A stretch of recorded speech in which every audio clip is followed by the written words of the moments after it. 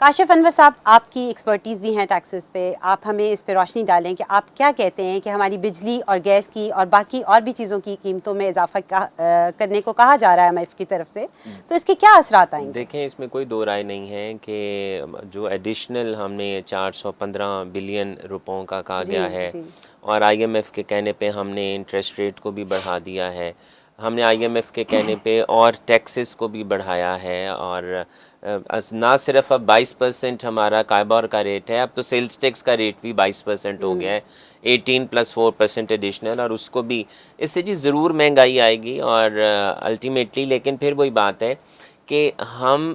جب تک اپنے ویز آف لیونگ کو چینج نہیں کریں گے، ویز آف ایڈمنسٹریشن کو چینج نہیں کریں گے، ہم جب تک ہم $22 بلین کی امپورٹ کرتے ہیں فیول کی، جب تک ہم اس کو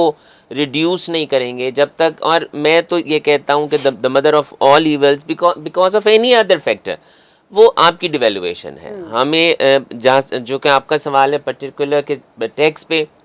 دیکھیں ہم سب کی ذمہ داری ہے کہ ہم ٹیکس کی ریٹرن جمع کریں، ادا کریں۔ میں تو یہ بھی کہتا ہوں سب سے کہ اگر آپ کی انکم ٹیکسیبل نہیں ہے، آپ اس تب بھی اپنی انکم ٹیکس کی ریٹرن کو سبمٹ کریں۔ This is the need of the hour. جس طرح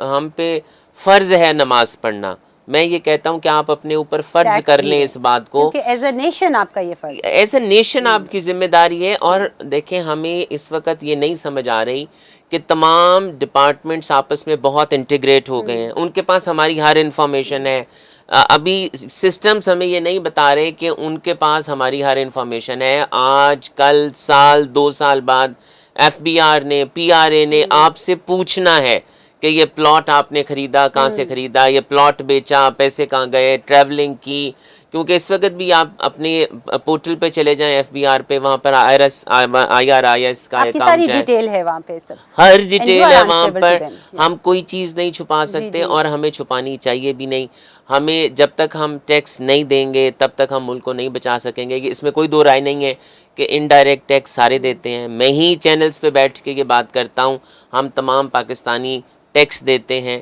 انڈائریکٹ دیتے ہیں، لیکن ٹیکس کی ریٹرن انڈائریکٹ ٹیکس دینے سے ہماری وہ ذمہ داری ختم نہیں ہو جاتی۔ لیکن اس میں کوئی نہیں ہے شبہ کہ آنے والے وقت میں آپ کے ملک میں مہنگائی ہوگی، اور وہ تب تک کم نہیں ہوگی جب تک ہم اپنی انکم کو نہیں بڑھائیں گے، ایکسپینڈیچرز کو کم نہیں کریں گے، اپنے منسٹریز کے وہ لیولز کو کم نہیں کریں گے، شاہ خرچیاں ختم نہیں کریں گے۔ اور میں جو پہلے میں ایک بات ایڈ کرنا چاہوں گا کہ IMF آپ کو یہ نہیں کہتا کہ اپنی عوام کو آپ سہولتیں نہ دیں۔ IMF یہ کہتا ہے مجھ سے پیسے لے کے سہولتیں نہ دیں، مجھ سے پیسے لے کر آپ شاہ خرچیاں نہ کریں، اپنا ریونیو جنریٹ کریں، آپ کے پاس پیسے ہیں، آپ اپنی عوام کو جتنی مرضی سہولیات دیں، پر آپ قرضہ بھی لیتے ہیں اور آپ مجھ سے پھر لے کر آپ شاہ خرچیاں کرتے ہیں، تو پھر ایسا تو ہوگا۔ مگر آپ یہ دیکھیں کہ آپ بزنس کمیونٹی کو لیڈ کر رہے ہیں، ایک عام آدمی یا بزنس کمیونٹی پہ کیا اس کا افیکٹ پڑے گا؟ دیکھیں، ہر چیز مہنگی ہو جائے گی، اور جو ہمارا 22% بزنس مین تو ٹیکس دے دے گا، عام آدمی تو ایک ٹیکس نہیں دیتا، ایک مزدور تو ٹیکس نہیں دیتا۔ الٹیمیٹلی وہ ٹرانسفر ہوتا ہے، اور جو انڈائریکٹ ٹیکس ہے چونکہ یہ کلیکٹ کرنا آسان ہوتا ہے، اور جو تمام بزنس کمیونٹی ہے، جو آپ کے ٹیکس پیئرز ہیں، وہ یہی تو کہتے ہیں کہ جو آلریڈی ٹیکس نیٹ کے اندر ہے اسے پکڑنا آسان ہے، اس پر ٹیکس لگانا آسان ہے، اور اس دفعہ بجٹ میں بھی یہی کیا گیا ہے۔ مجھے نہیں، ڈاکٹر صاحب بھی اس پہ ضرور روشنی ڈالیں گے کہ کوئی ایسی پروویژن رکھی گئی ہو کہ ٹیکس بیس کو بڑھایا گیا ہو یا اس کے لیے کوئی کام کیا گیا ہو۔ صرف یہی کیا گیا ہے کہ آپ نے جو ایگزسٹنگ ٹیکسز تھے، ایگزسٹنگ ٹیکسز کو بڑھا دیا ہے، جو 2% تھا اس کو 4 کر دیا ہے، جو 5.5 تھا آپ نے اس کو 11 کر دیا ہے، تو جو آلریڈی ٹیکس نیٹ کے اندر ہے انڈائریکٹ ٹیکسز کو بڑھا دیا ہے۔ تو اگر کیونکہ یہ آسان ہے لینا، تو چونکہ ٹیکس بیس بڑھتا نہیں ہے، لیکن پھر وہی بات ہے، کرکس آف دا ڈسکشن، کہ جب تک ہم اپنے ٹیکس بیس کو نہیں بڑھائیں گے، جب تک ہم سب اپنی انکم ٹیکس کی ریٹرن کو فائل نہیں کریں گے، ہم اس کرائسس سے باہر نہیں آئیں گے۔ میں اس میں ایک بات ایڈ کرنا چاہوں گا کہ